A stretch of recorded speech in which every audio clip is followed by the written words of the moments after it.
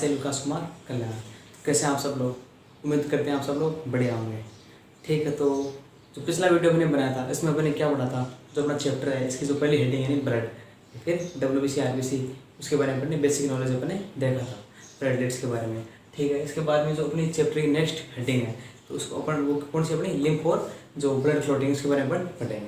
तो सबसे पहले जो लिम्फ है उसके बारे में अपन स्टार्ट करें। तो लिम्फ क्या है, तरह से लसिका यानी समझो आप इस तरह से समझो, जैसे अपनी बॉडी के अंदर ब्लड ही एक सर्कुलेटिंग मटेरियल है। ठीक है, यानी पदार्थों का परिवहन में काम में आता है, जैसे डाइजेस्टिव फूड एवं जो भी अपनी गैसेज है उनका परिवहन में कौन काम में आता है, अपना वो ब्लड। ठीक है, उसी प्रकार जो लिम्फ है वो भी प्रेजेंट होता है, वो भी अपनी बॉडी में इन चीज़ों के जो हार्मोन है, पोषक पदार्थ, इनके परिवहन में काम में आता है। ठीक है, यानी जो ब्लड है वो तो प्राइमरी जो ट्रांसपोर्टेबल मटेरियल, ठीक है, जो लसिका है, लिम्फ है, वो कौन सा है, द्वितीयक परिसंचरण, दोहरा नहीं, द्वितीयक, सेकेंडरी वाला जो है। तो प्राइमरी कौन सा अपना ब्लड और सेकेंडरी में कौन सा था अपना लिम्फ वगैरह। ठीक है, इसके बारे में बात करें तो लिम्फ क्या है, यानी जैसे जो ब्लड है अपनी जो टिश्यू है, ब्लड टिश्यू के कांटेक्ट में आया, मैं मान लो अपना टिश्यू है, जैसे टिश्यू के कांटेक्ट में ब्लड आया, ठीक है, तो ब्लड जो टिश्यू की जो सेल्स है, टिश्यू के मान लो सेल्स है, जैसे इसके पास आएगा ब्लड, तो जो सेल्स है उसकी मेम्ब्रेन के आर पार, यानी जो ब्लड में घुलनशील यानी वाटर है या फिर जल में घुलनशील जो भी पदार्थ है वो तो इसके आर पार चले जाएंगे। जो सेल्स है कोशिका, इतनी बड़ी बड़ी कोशिका या फिर कुछ बड़े बड़े पदार्थ है वो यहीं बाहर इकट्ठे हो जाएंगे। ठीक है, जैसे ये मान के चलो, यानी जो जल में घुलनशील पदार्थ, ठीक है, वाटर सोल्यूबल, ठीक है, वो इस सेल जो सेल्स है, इस जो उत्तक है टिश्यू उसकी कोशिका से गुजरा तो जल में घुलनशील या फिर वाटर सोल्यूबल वो तो आगे चले जाएंगे, लेकिन जो बड़ी बड़ी सेल्स हैं, बड़ी बड़ी कोशिका या फिर प्रोटीन्स वगैरह हैं वो क्या होगी, यहीं बाहर पड़ी रहेंगी, यानी वो उसके आर पार नहीं जाएगी। तो जो आगे वाला जो पार्ट गया इसके अंदर उसको अपन क्या बोलते हैं, टिश्यू फ्लूइड, टिश्यू फ्लूइड, ठीक है ना, टिश्यू फ्लूइड। ठीक है, जैसे ये टिश्यू फ्लूइड हुआ उत्तक द्रव है, ठीक है, ये उत्तक द्रव है। अब एक बात और, अपने जो मैंने अभी आपको बताया, यानी जो लिम्फ है अपने शरीर के अंदर द्वितीयक परिसंचरण तंत्र के रूप में काम करता है, तो इसके लिए वो तंत्र प्रेजेंट होगा, यानी लिम्फेटिक सिस्टम,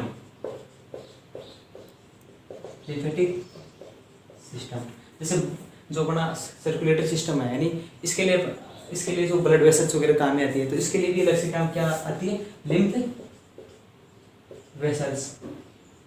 ठीक है, लिम्फ वेसल्स, इसके लिए ब्लड आता है तो इसके लिए लिम्फ, इसके लिए ब्लड वेसल्स आती है तो इसके लिए लिम्फ वेसल्स आती है। ठीक है, इसके लिए सर्कुलेटरी सिस्टम तो इसके लिए लिम्फेटिक सिस्टम के काम में आता है। ठीक है, तो जो अपना टिश्यू फ्लूइड हुआ, ठीक है, जैसे वो लिम्फ वेसल्स इसमें प्रवेश किया, यानी लसिका वाहिनी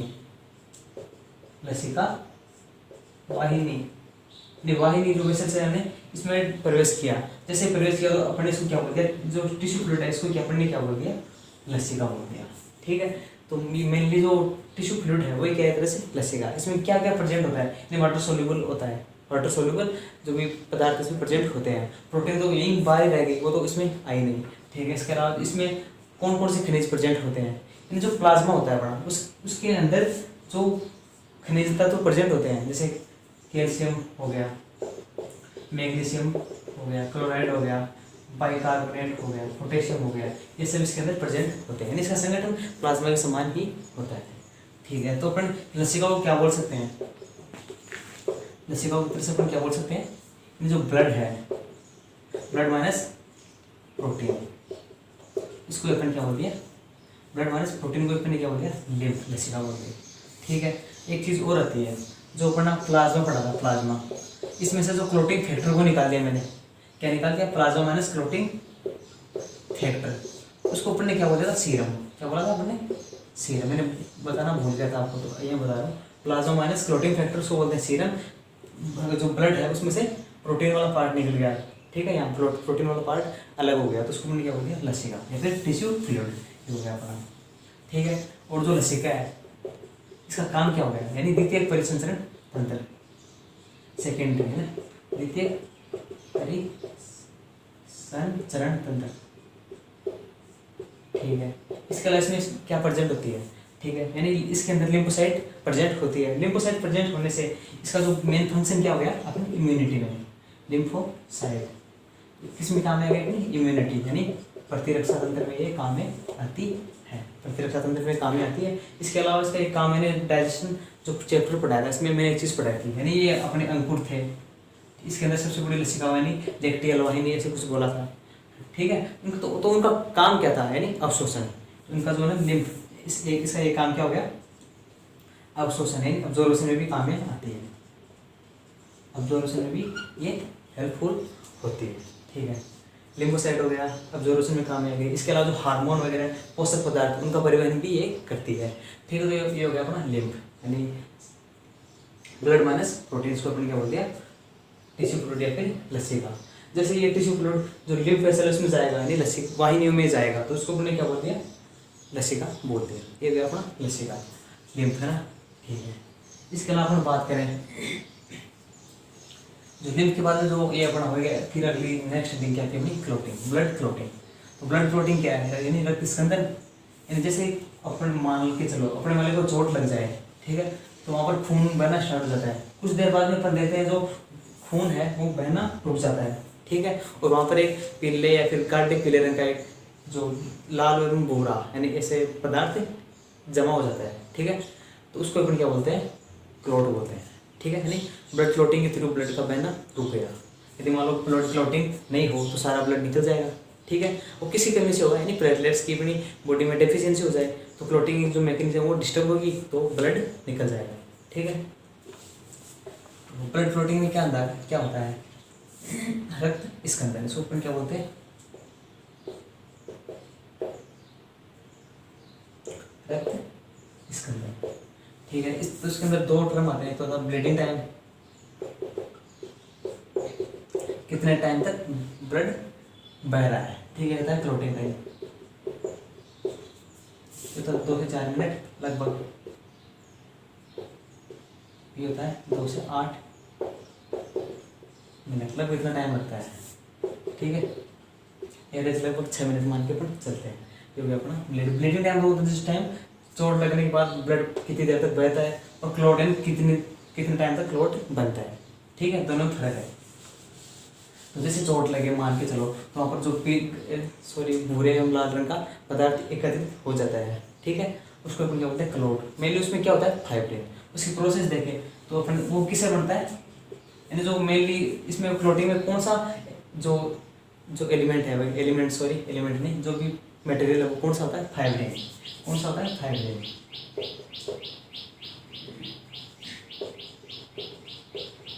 कौन सा होता है? फाइब्रिन। ये फाइब्रिन किससे बना है? फाइब्रिनोजन से। किससे बना है?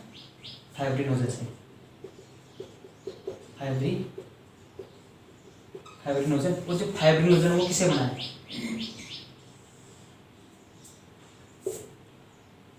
प्रोथ्रोम्बिन। ये इनएक्टिव फॉर्म में है, ठीक है। एक्टिव फॉर्म में क्या हो गया? थ्रोम्बिन। कौन सा है? थ्रोम्बिन, ठीक है। ये एक्टिव फॉर्म, ठीक है।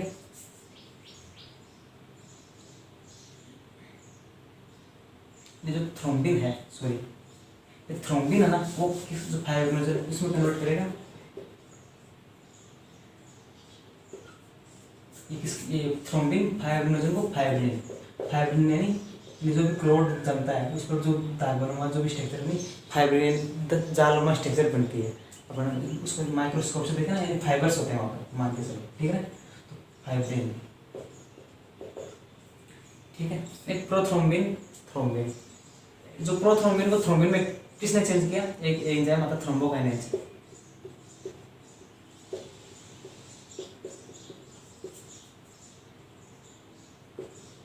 थ्रोम्बोकाइनेज प्रोथ्रोम्बिन को थ्रोम्बिन, ठीक है, फाइब्रिनोजन को फाइब्रिन में चेंज कर देगा। ये तो होता है मेनली क्लोट, ठीक है। क्लोट में क्या होता है? फाइब्रिन, ठीक है। ये नेगेटिव फॉर्म में, ये एक्टिव फॉर्म में आ गया। और ये किसकी प्रेजेंस में होता है? ठीक है। ये कहाँ पर एक मिनट, जो थ्रोम्बोकाइनेज एंजाइम कहाँ पर जुड़ा था अपना? प्लाज्मा में प्रेजेंट होता है। जैसे हमारे को चोट लगी तो चोट लगते ही क्या हुआ?